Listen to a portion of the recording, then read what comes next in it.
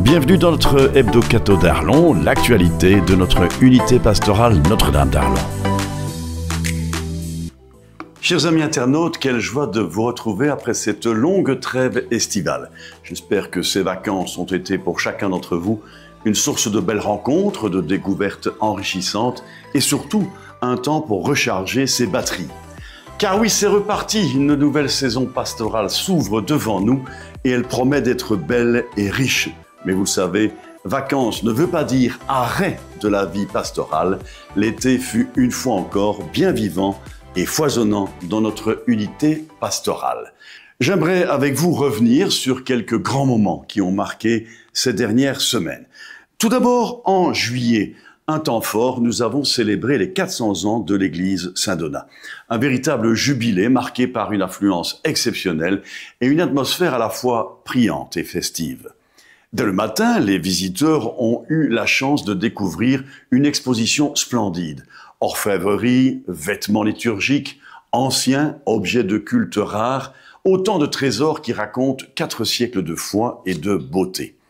Et puis l'après-midi, la messe solennelle présidée par l'abbé François Barbieux, représentant de notre évêque, a rassemblé une grande assemblée. Dans son homélie, il nous a rappelé combien ce sanctuaire est une terre de mémoire et d'espérance où Dieu n'a cessé de manifester sa fidélité à travers les générations. Après la messe, place à la fête, et croyez-moi, la convivialité et la fraternité étaient au rendez-vous. Quelques jours plus tard, le 21 juillet, notre communauté arlonnaise s'est retrouvée pour le traditionnel Te Deum. Comme chaque année, ce moment a pris la forme d'une célébration interconvictionnelle à Saint-Martin, rassemblant catholiques, protestants, musulmans et israélites dans une même prière pour notre pays. La matinée s'est poursuivie au palais de justice avec une partie académique où représentants des cultes et de la laïcité ont pris la parole ensemble, un beau signe d'unité et de respect mutuel. Autre belle étape de l'été, le jubilé des jeunes. Laure Gravier est revenue de Rome avec un témoignage vibrant qu'elle nous a partagé. Si vous ne l'avez pas encore entendu, alors foncez vite sur notre site, vous y trouverez l'intégralité de son récit plein de foi et d'enthousiasme. En parallèle, le groupe de jeunes 16-20 ans, Souffle d'espérance, poursuit sa belle progression. Déjà plusieurs rencontres vécues dans la joie, le partage et la prière. Aujourd'hui, une vingtaine de jeunes font déjà partie de ce groupe et nous savons que cette famille ne fera que grandir. Mais plus que le nombre, c'est la qualité des activités et l'enrichissement mutuel de chacun qui compte. Tous les détails, encore une fois, sur le site de notre unité pastorale pour en savoir plus. Et bien sûr, le 15 août, fête de l'Assomption de Marie. Elle a été célébrée dans toutes nos paroisses et je voudrais m'arrêter sur une célébration unique au Lingenthal. Comme chaque année, la messe en plein air a rassemblé une belle assemblée dans ce décor enchanteur à l'ombre bienfaisante des bois. Cette année, c'est le père abbé Bernard Laurent, président de l'Alliance intermonastère, qui présidait la liturgie. Les chants de la chorale se sont élevés comme une prière vers le ciel dans cette véritable cathédrale de verdure. Et bien sûr, un verre de l'amitié a prolongé ces retrouvailles chaleureuses. Enfin, difficile de ne pas parler de la période des transferts qui, cette année, touche aussi notre unité pastorale. L'abbé Jean-Claude Bambelé, avec nous depuis 2017, rejoindra Namur pour une nouvelle mission. Son sourire, sa disponibilité et son engagement auprès des familles et des enfants laisseront un souvenir lumineux. Nous aurons bientôt l'occasion de lui dire merci lors d'une messe d'action de grâce. De son côté, l'abbé Léon Ferdinand Carouiget, après 2 ans à nos côtés, part déjà vers Paris pour poursuivre sa formation. En si peu de temps, il a su marquer notre communauté, notamment par son dynamisme auprès des jeunes. Une messe d'action de grâce pour lui coïncidera avec l'ouverture de l'octave à Notre-Dame d'Arlon le dimanche 31 août à 18h30 à l'église Saint-Donat. Je vous invite à visionner la vidéo de son interview d'adieu disponible sur tous nos réseaux sociaux, Facebook, Instagram, le website. La vie continue, nous aurons la joie d'accueillir un nouveau vicaire, le père Evans Pierre-Antoine. Pierre-Antoine étant son nom de famille. D'origine haïtienne, il est en Belgique depuis 4 ans pour sa formation. À 36 ans, avec déjà 4 années d'ordination, il nous rejoindra début septembre. Mais grâce à la magie de la vidéo, nous avons la chance de vous le présenter en primeur, en direct de Bruxelles. Bonjour, Père Evans. Bonjour Jean-Pierre, bonjour à tous ceux et celles qui suivent cet hebdo-cateau. Je suis honoré de l'opportunité que vous m'offrez de me présenter aux Arlonnais et plus particulièrement aux paroissiennes et paroissiens de notre unité pastorale. Avec grande joie, Père Evans, effectivement, nous allons faire plus ample connaissance. Pouvez-vous nous raconter un peu votre parcours et ce qui vous a conduit jusqu'à nous, à Arlon? En fait, Jean-Pierre, je suis originaire d'Haïti. J'ai fait toutes mes études primaires et secondaires et une partie de mes études universitaires en Haïti. Aussi ai-je fait toute ma formation en philosophie et en théologie en Haïti. Je suis membre de la congrégation des clercs de Saint-Viateur. En 2021, je suis arrivé en Belgique pour continuer des études en théologie pastorale. J'ai débuté à l'Humanité pour continuer à l'Université catholique Louvain-la-Neuve. Cette année, j'arrive à la fin de ce beau parcours d'études et j'ai reçu la mission de venir collaborer avec vous à cette belle mission à Arlon. Mission qu'on vous souhaite la plus épanouissante possible, bien évidemment. Justement, avez-vous peut-être déjà une idée des projets ou des missions que vous aimeriez développer à Arlon? Il faut dire que je suis d'abord au service de l'unité pastorale. Évidemment, je souhaiterais m'investir dans des activités de jeunes, les rencontrer, les écouter, les encadrer, les accompagner dans la mesure du possible. Sans négliger nos aînés qui ont une expérience de foi et qui sont prêts à partager cette expérience avec la jeune génération. Et vous rencontrerez beaucoup de jeunes dynamiques et entreprenants ici à Arlon.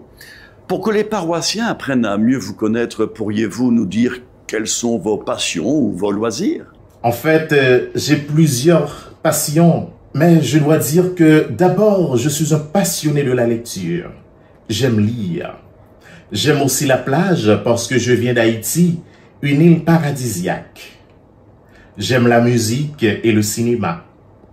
Mais par-dessus tout, ce que j'aime, c'est rencontrer les gens, aller à la rencontre de ces personnes-là, partager leur quotidien, échanger avec eux, apprendre de ces personnes-là et aussi partager ce que je suis avec eux. Merci beaucoup, Père Evans. Nous avons hâte de partager tout cela avec vous dès votre arrivée à Arlon. Merci encore pour ce temps d'échange et très bon séjour à Bruxelles avant de nous rejoindre dans le sud de la Belgique. C'est à moi de vous remercier, Jean-Pierre. Merci à tous ceux qui apportent leur soutien. Merci à tous les collaborateurs et toutes les collaboratrices ici à Arlon. J'ai eu l'opportunité de rencontrer de belles personnes et je crois que nous allons pouvoir travailler ensemble pour faire rayonner, pour continuer à faire rayonner l'Évangile. Je me recommande à vos prières et aussi je prie pour vous. Ensemble, nous allons continuer sur le chemin de l'amitié, sur le chemin de l'amour, sur le chemin de la charité. Merci encore. Voilà tout un programme qui promet d'être passionnant. Voilà en tout cas pour les événements de l'été, mais tournons-nous maintenant vers ce qui nous attend dans les prochains jours.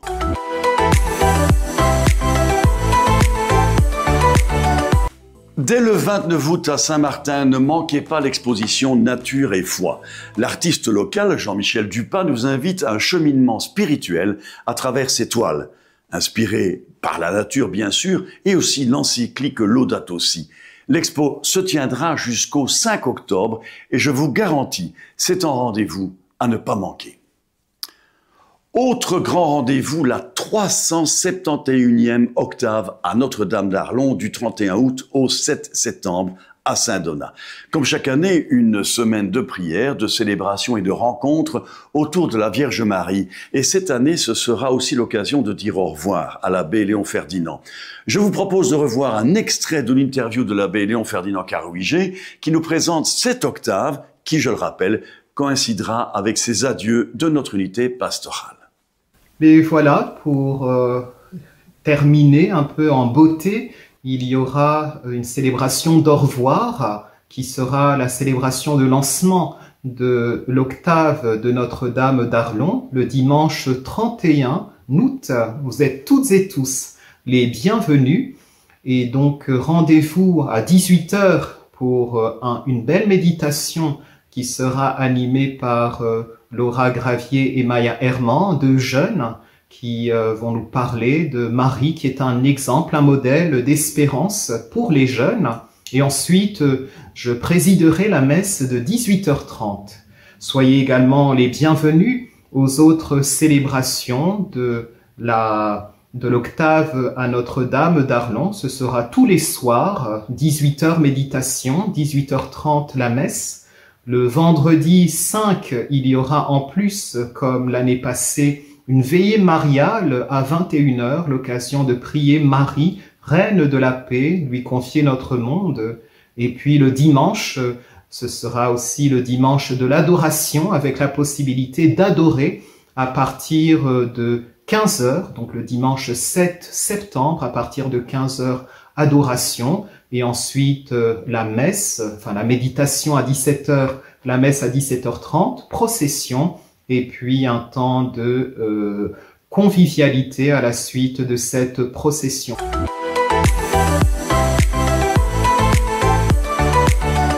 Dans le cadre de cette semaine, notez bien aussi quelques changements dans les horaires de messe. La messe du samedi 6 décembre aura lieu exceptionnellement à 18 h 30 à Saint-Donat et non au Sacré-Cœur. Le dimanche 7, pas de messe à 10 h à Saint-Donat, mais une Eucharistie le soir à 17 h 30. Pendant toute l'octave, les messes de semaine en soirée auront également lieu uniquement à Saint-Donat. D'autres rendez-vous à noter. Ce lundi, la veillée mensuelle de prière dans le style de Thésée, toujours à 20 h à l'église de Frassem. Le samedi 6 septembre, journée de formation des équipes pastorales du doyenné à Abbé. Nous les portons tous dans la prière. À Stockholm, réunion de l'équipe de proximité. Ce sera le mardi 2 septembre à 20 h au presbytère. Tandis qu'à Viville, la réunion du conseil de fabrique d'église se fera le dimanche 7 septembre après la messe de 9 h. Voilà, chers amis, ce sera tout pour cette 54e édition de notre Hebdo Catho. C'est la rentrée, je vous la souhaite fraternelle, joyeuse et pleine d'élan missionnaire. On se retrouve la semaine prochaine pour de nouvelles aventures. Et qui sait, peut-être que d'ici là, notre diocèse aura enfin trouvé son nouvel évêque. On peut rêver.